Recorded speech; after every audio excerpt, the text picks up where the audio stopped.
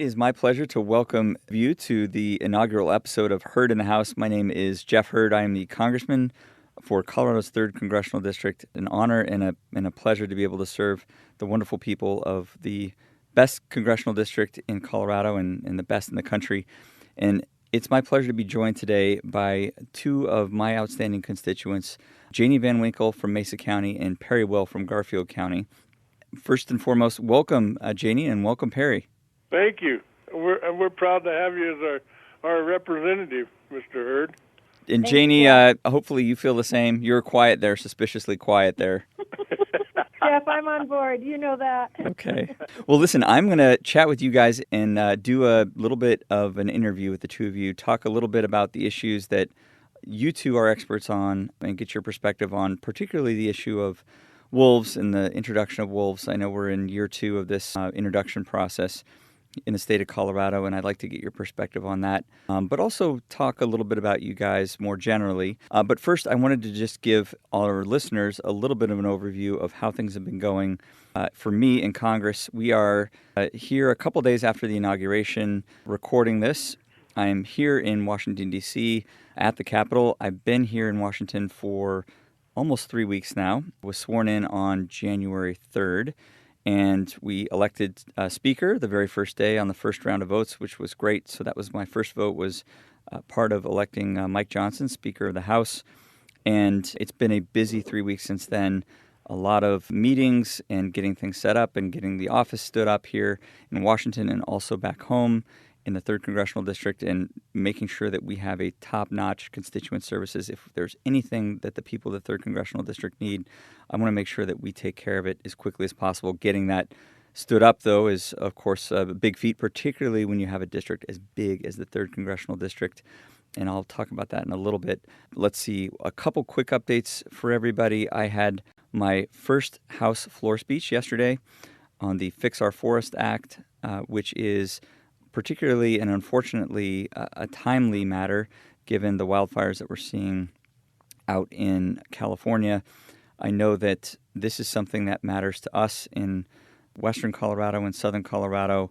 I understand that we have 11 national forests in the state of Colorado, and 6 of those are in our district, in the 3rd Congressional District. Perry, does that sound right to you? Six? It does, yes. Okay, yeah. So we talked about the importance of managing forests and doing what we can to make sure that our national forests don't turn into national parks. I also had my first stakeout meeting. It's called a stakeout meeting. I don't know why they call it that, but it was a press conference that I had with the Speaker of the House, Mike Johnson, the Majority Leader, Steve Scalise, the Majority Whip, Tom Emmer, and then our conference chairwoman, Lisa McLean, and then me, the junior guy, the freshman, speaking to the press yesterday also about the Fix Our Forests Act and making sure that folks know what an important piece of legislation this is, why we need to advance that in this Congress and get that through the Senate and then to President Trump for signature. It's a critical issue. I know that the two of you know that. I sat in the speaker's chair and had a chance to, it was called presiding over special orders, and on C-SPAN they listed me as Speaker pro tempore. This is actually an assignment that they give to junior freshman members of Congress because the older senior members don't want to do that, and so you sort of supervise some minor speeches that are happening on the floor. Well, it's a job, like I said, for really, really junior members of Congress. But they put Speaker pro tempore on the C-SPAN, and so I had a bunch of people like texting me like, "Hey, congratulations, you're already in leadership," which is definitely not the case. I'm still the backbencher. So, and then the other thing, still an honor. Still an honor, absolutely to be there. It's an amazing and historic thing. Jeanie and Perry, you guys will be interested to know that I got my committee assignments. I'm on 3 committees. First is natural resources, which is obviously important for us. Transportation and infrastructure, also important. Good. And then science, space, and technology, which is neat as well. So I'm hoping and expecting that in the coming weeks and months and years, we'll be doing good things, and I'm going to need to work with folks just like you to do good things in that area. So that's what's going on from Washington. But now I'm going to just turn it over to the two of you. Jeanie VanWinkle, a producer. Well, you got to tell us what a producer means. That's a fancy. Some folks that are not in agriculture don't necessarily know what a producer is. So tell us, Jeanie, who are you, and what is a producer, and why are producers important to Colorado? Thank you, Jeff. I appreciate that. I am a cow-calf producer, as you said, and what that means is we are ranchers. We're stewards of the landscapes, we're caretakers of the animals, and we're very involved in our communities. So that's the gist of being a cow-calf producer. I'm fourth generation here in western Colorado, but I did not benefit from intergenerational transfer of land or assets. So my husband and I have built from 20 head of cows and 20 head of sheep, and we own and manage around 600 head of cattle. We use a lot of leased ground. We lease from a number of different folks in Mesa County, as well as we also manage and run our cows on some Forest Service and some BLM. And Jeanie, what part of Colorado do you live in, and where is your cow-calf operation take place? So we are located entirely in Mesa County, but we do cover a big part of Mesa County.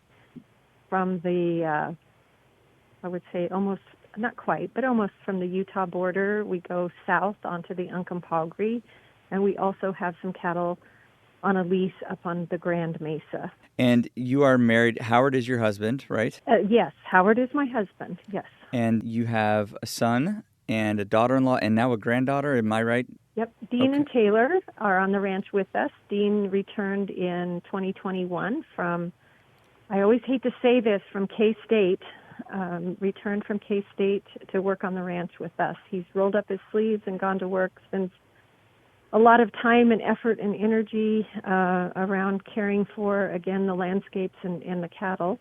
His wife is from Kansas, and we do have almost a 3-year-old granddaughter. Okay, that's wonderful. And she keeps you out of trouble. Paisley is quite the person. She's going to be a very large personality, Jeff. Where did she get that from, Jeanie? I wonder. Yeah, good question, isn't it? And now, really quickly, I understand you recently won an award. Is the 2025 U.S. Livestock Industry Leader of the Year? Is that accurate? That is true, Jeff. Thank you. Congratulations. We did. We were honored at the National Western Stock Show last week, so thank you. Well, that's wonderful. I continue to say that it takes a lot of people to do all the things we do, and we do the right things the right way, but it's because we have a lot of people supporting us, and that's an important piece of that. That's wonderful. Okay, Perry Will, you wear a lot of hats, literally, but also in terms of what you've done in your career. Tell us a little bit about you. Well, first of all, start with where you're born and where you're living now, and how you got from where you're born to where you are now. Okay, yeah. And first off, let me say congratulations, Jeanie. I was actually at a new commissioner orientation in Denver with your sister Callie, and she was headed over to the stock show to see you receive that award. So congratulations. That's well-deserved, and thank you for being the great stewards of our lands and as a livestock producer in Mesa County. Thank you, Perry. So Jeff, I obviously am a native Coloradan. I grew up out in southeast Colorado in a farm and a ranch. Always, from about the time I was in 6th, 7th grade, I wanted to be a game warden, wildlife officer for the state, and that began actually, and I really started reading a lot of books about it when I was in junior high, and then my whole passion was to become a game warden in Colorado specifically, but a game warden in one of the western states. So I got out of high school, went to college to get a wildlife degree, and the whole time I was in college, I worked for the Division of Wildlife on temporary summer jobs, and then got hired on as a game warden. I spent 40-plus years as a game warden, wildlife officer for the state of Colorado. And my whole family is just, I guess I'd be 4th generation, and my kids 5th, and my grandkids 6th, but as Colorado natives. But I ended up in the Rifle South District, warden there. I was there for about 27 years as a warden in that district, and then a very rural district with lots of livestock producers in that district. And then I did a short stint as a roving game warden, and then I applied to be a supervisor, and was a supervisor for 14 years. Most of that time, in fact, 95% of that time was spent right here in the Western Slope. Well, all of it in the Western Slope, but in the Gilman Springs area, in Area 8. I had 8 game wardens that worked underneath me. And how big was Area 8? Oh, bigger than most states. Yeah. I can't even remember the square miles now, but it's huge. It runs from the top of Vail Pass, the top of Independence Pass, top of McClure Pass, the middle of the Flat Tops Wilderness, and everything down into the Colorado River Basin. So a huge area that 8 officers covered, and then I was their area supervisor.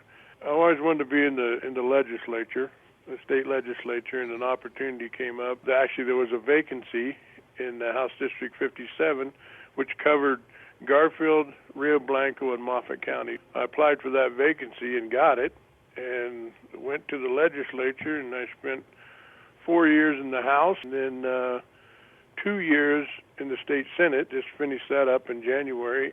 I had an opportunity for John Martin, one of our probably one of the longest-serving county commissioners in the state of Colorado, 28 years. I had 26 or 28 years as a commissioner. He retired and stepped down, so I had an opportunity to run for county commissioner. So I thought, what a great opportunity to come home and still serve people of Garfield County. And so I ran for county commissioner and was elected, and I just got sworn in on January 14th. Congratulations. That's awesome. That's an amazing career arc, Perry. So you've been state representative, game warden, state representative, state senator, and now county commissioner. That's a lot of great perspectives that you bring to public service. Now, I have to tell everybody, our listening audience, there is, first of all, you need to look up Perry Will online, and I wonder if you Google Perry Will moose. There's a meme that I've seen, Perry, of you riding a moose, and it's pretty darn funny. Or there's an Instagram account that I've seen. Perry Will Fan Club on Instagram. What's the handle for that? Perry Will Fan Club? Yep, Perry Will Fan Club. Okay, so everybody go to Instagram. I'm one of those older guys. I'm not very good at Instagram, so I'm gonna have to have my teenage son show me how to load this. But I saw it once, and it has you riding a moose. It's pretty good. Now, Perry, I assume you have never actually ridden a moose, right? I have never ridden a moose, but I thought it just depicted kind of my career, and that obviously a patriot, and I'm carrying the American flag, and then got the state of Colorado emblem on a breast collar on that moose, and I'm riding a moose, and big bull-antlered moose, and it kind of depicts that my experiences in wildlife for 40 years, and also I consider myself a cowboy, so it was I guess all three of those things rolled into one, and that's what it was a bit of a campaign thing. It was a lot of fun, but we're going to put a picture of that or a link to that in our show notes. That's pretty good. Jeanie, can you tell me a little bit about, as somebody that helps put food on our table, the things that you're worried about and you're thinking about, and then if you can also talk a little bit about the issue of wolves in Colorado and how other producers, how that introduction is affecting them as well. Well, honestly, Jeff, those are one and the same. Right now, the focus, I think, of the vast majority of our Western Slope, Western Colorado producers, livestock producers, is around how is the reintroduction of wolves going to impact not only my family but my neighbor's family, and that's keeping me up at night. And I usually sleep well because I work hard and I'm tired. So I just came from a Colorado Cattlemen's Association meeting. Spent 2 days intermingling and mixing with my fellow producers, and almost every conversation was around wolves. We had a couple of hours of committee meetings with Colorado Parks and Wildlife talking about the wolf introduction. And Perry and I were talking a bit earlier before you got on, Jeff, that the wolf introduction is is really difficult. It's difficult because we're going to see losses from predation, but the bigger issue truly is around what we call indirect losses, and those are production losses. If a manufacturing facility were to lose 15 to 20% of their capacity, we'd be really concerned about that. They would not be profitable. They could not continue in business. And that's the number that we're seeing and hearing from the people who are being directly impacted. Some significant losses from indirect costs that are associated with this. So that's a big struggle. Perry and I were talking almost bigger than the wolves themselves has become the lack of transparency in how this process is unfolding in our state. Tell me about that. The secrecy that seems to surround it, the lack of understanding by our state officials about how it's impacting, again, the landscape and the families on the land. Those are the struggles. And if we don't know about the process, and we all spent nearly 2 years giving input to this process, we came up with a plan that we all felt like we could live and work with. And as the process is unfolding, I think we all have some serious questions about how that's being managed. And that's almost become a bigger focus than the wolf itself, and that's very concerning to me. Kind of a loss of faith or confidence in the way these decisions are being made by public authorities is what I'm hearing from you, Jeanie. Perfect explanation, Jeff. Yeah. Absolutely. We've always been partners, as Perry knows very well from his own experience. We've always been partners. In 2019, our family was selected as the CPW Colorado Cattlemen's Landowner of the Year, and it's because of the work that we do between producers. We're just representative of a number of producers and the work that's done with CPW. And in recent years, that connection is gone. And as Perry mentioned, a lot of habitat and management of wildlife takes place on private lands. Mm-hmm. And so I'm concerned that that's going to impact not only our ranchers, but it's going to impact our wildlife and ultimately impact other citizens of our area because of that distrust that has developed between CPW and the landowners. Perry, two things, and then I'm going to have to wrap up in just a minute, but I had two questions for you, Perry. I heard you once say at a meeting that you and I attended about the wolf issue that this introduction of wolves is not fair to the wolves either. I'd be curious what you meant when you said that. And then second, what other additional thoughts do you have on the state of introduction as it is right now in Colorado? Well, thank you, Jeff, and you're right. And I always say that it's the introduction of wolves into the state of Colorado is not fair to the wolves. I'm a wildlife advocate, right? I mean, I've spent a career doing that. It defines me.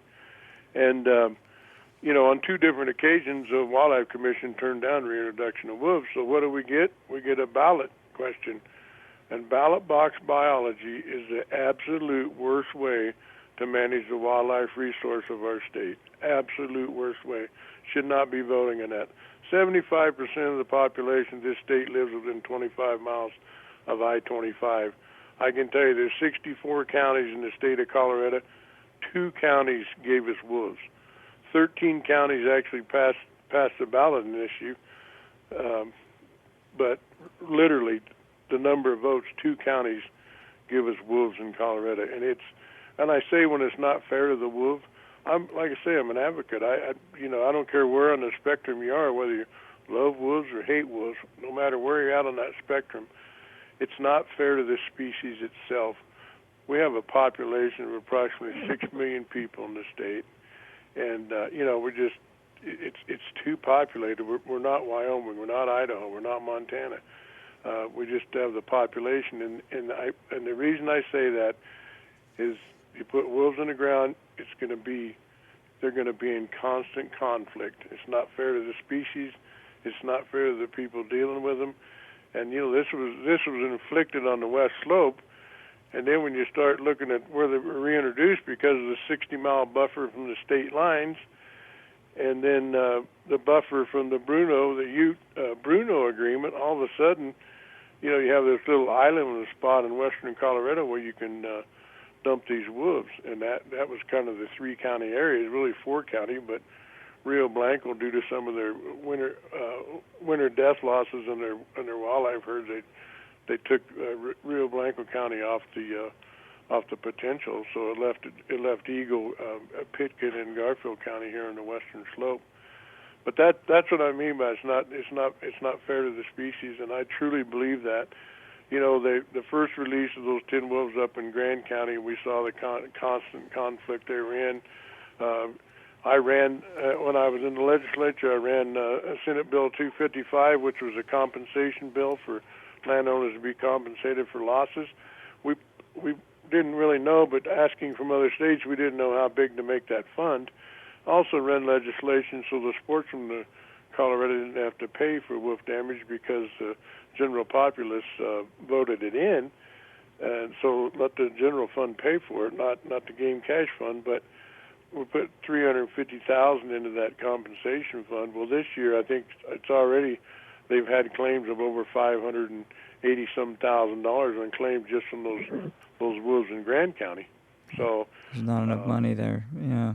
No, and well, whatever it is, I mean, they need to be compensated. I don't care if it's $3 million or $30 million. Needs to come from the general fund because people voted that in. But they'll be in constant conflict. And you were talking earlier at the very beginning, Jeff, about forest. The White River Forest just a few years ago had about 11 million visitors. Currently, we're at about 18 million visitors, projected to go to 25 million. We're just running out of space for a species such as wolves. Right. Last question for both of you. If someone wants to learn more about this issue and wolf introduction into Colorado, the continued wolf introduction, where would they go? What's a resource that they could use to learn more about this and become more informed on this topic? Go ahead, Jeanie. You can cover that especially from the livestock side of it. Well, two things, Jeff. The Colorado Parks and Wildlife website has information, but I would encourage people to reach out to the people who are being impacted, the ranchers. Reach out. If you can't find one, Jeff, I'm on Facebook, VanWinkle Ranch. I can be found, and I can certainly direct you to someone in your area, because the best place to get information is from people who are experiencing the impact. And I would encourage folks to reach out to someone they know who's on the landscape. And if you don't know someone, like I said, I'm on Facebook at VanWinkle Ranch, and I'd be happy to point them in a direction of a producer in your area.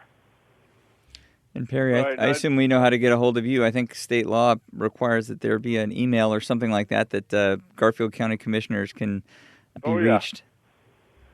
Yeah, you can always go to us, and we just put in a letter to the governor on this and to the director of CPW, and that most of the counties over here in the West Slope are kind of joining in.